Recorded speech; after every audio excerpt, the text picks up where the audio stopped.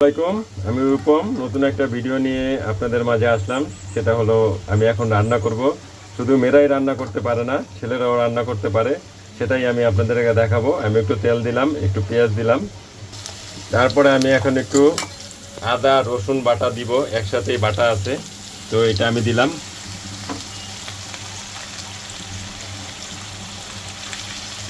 তারপরে একটু নাড়ানাড়ি করলাম।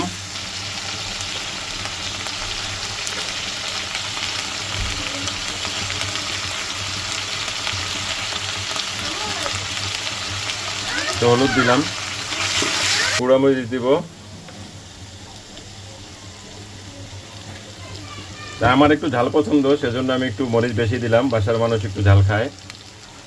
এখন আমি একটু ধনিয়ার গুঁড়া দিব, তারপরে নিলাম গরম মশলা, তারপরে দিচ্ছি হলো জিরার গুঁড়া। তো এটা একটু লাড়তে হবে, না হলে পুড়ে যাবে।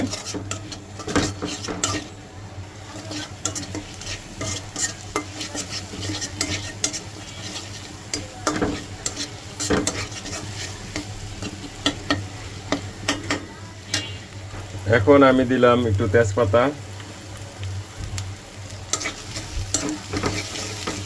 কষানো হয়েছে, আমি এখন মাংস দিয়ে দিচ্ছি।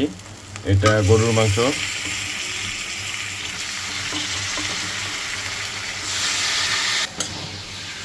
আমি গরুর মাংসটা একটু কষাই নিব।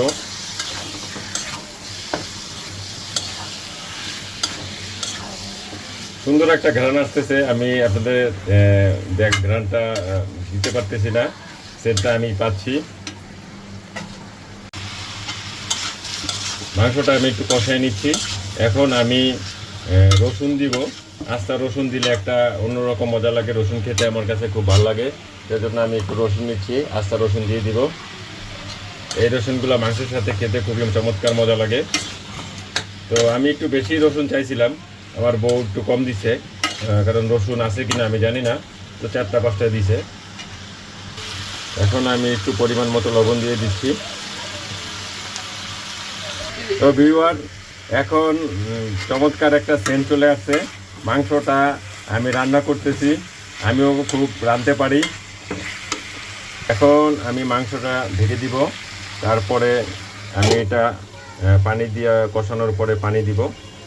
আমি আবার আসলাম। মাংসটা মাঝে মধ্যেই একটু কষানোর সময় একটু লাড়া দিতে হবে, কারণ এটা আবার পুড়ে যায় কিনা দেখতে হবে। কষানো হয়ে গেলে আমি আবার পানি দিব। কষানো হয়ে গিয়েছে, আমি এখন এটার মধ্যে একটু পানি দিব। আমি পানি দিচ্ছি, তারপরে এটা সুন্দর করে ঢেকে দিব।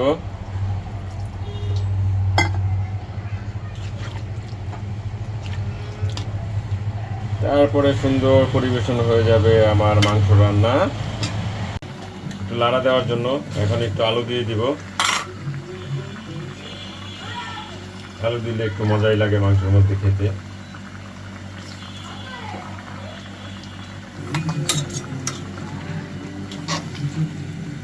তো মাংস রান্না করতে একটু সময় লাগে, আমরা ওয়েট করব একটু।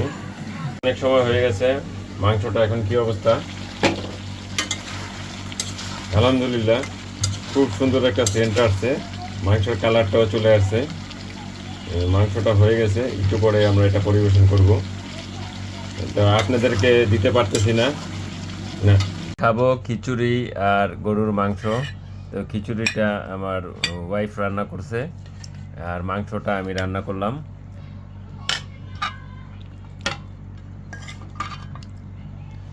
একটু নিলাম, একটা আলু নিলাম।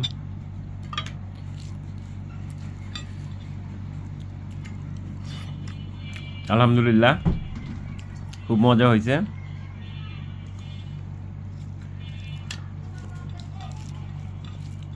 একটু মাংস দেখে খেয়ে, সেরকম টেস্ট। আপনারা খেলে বুঝতে পারতেন, খুবই চমৎকার রান্না হয়েছে। আমিও পারি।